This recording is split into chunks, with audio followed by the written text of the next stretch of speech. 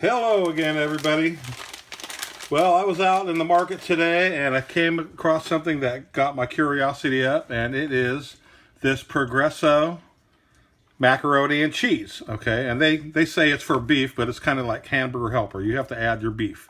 But this is an all-in-one, one-pot deal where you don't have to cook the macaroni, drain the water, put it back in the pan, add the butter, add the milk, blah, blah, blah, blah.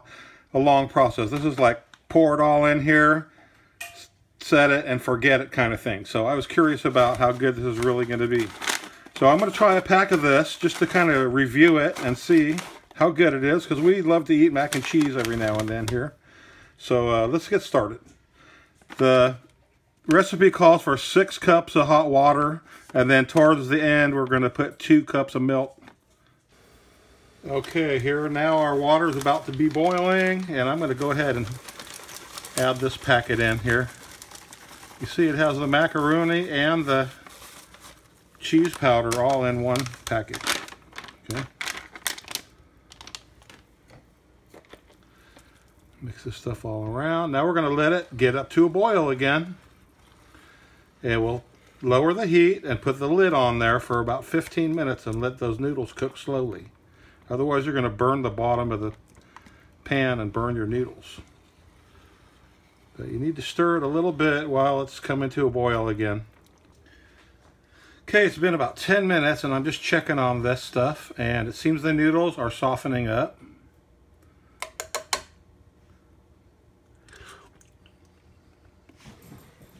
Still need to go a little more.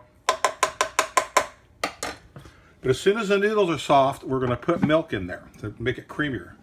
And I'll tell you what, I was reading the ingredients on the package, and it has a lot of real dairy product, cheddar cheese, and low-fat milk in that package. So I think it's good stuff. And it doesn't taste bad either. All right, our noodles have soaked up a lot of that water content, and they're 80% soft. So I'm going to add the milk now. Otherwise, it's going to turn into mush when we're all done here. 2 cups of milk. And I just guess that's to make it creamier. Mix that up a little bit. So what you're supposed to do now is bring it up to heat again. And then just shut it off and let it sit.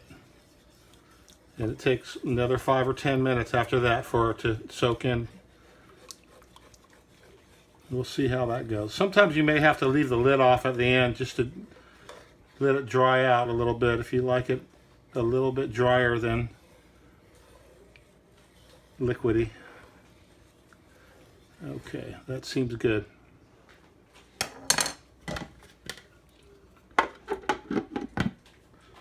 Let that boil a little bit now. Okay, she's up to a boil again, so we're going to put the lid on it. I went ahead and skimmed the bottom there and make sure it wasn't sticking. It was okay.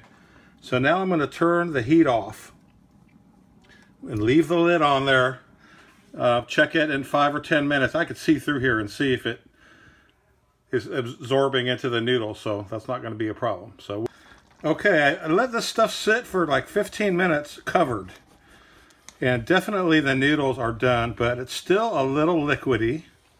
So I've taken the lid off, and I'm going to turn the heat on a little bit and let some of this stuff evaporate. I think, you know, the recipe calls for 6 cups of water, but also it calls for adding cooked ground beef. So we're not going to put any meat in here. We're just going to eat it mac and cheese. So anyway, next time I do it, I'm going to put 5 cups of water and not 6 cups of water.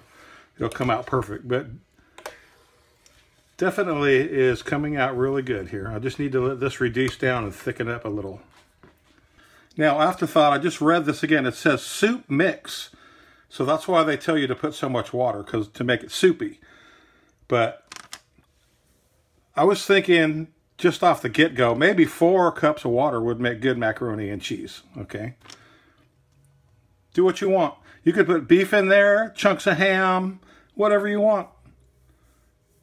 It'll be good. It really tastes really good and cheesy. I already tried a little taste of it. It's good stuff. Okay, well anyways, it's almost to the consistency I want, but I'm going to eat a little bit and show you.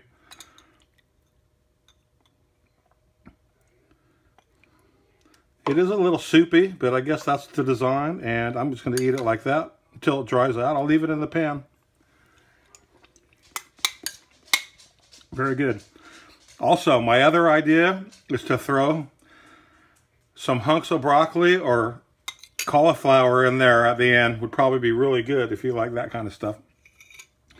All right, anyway, you got some all-in-one instant mac and cheese stuff here. Doctored up the way you like it, but I will give this a thumbs up. I'll do this again for sure. All right, everybody, thanks for watching. We'll see you next time.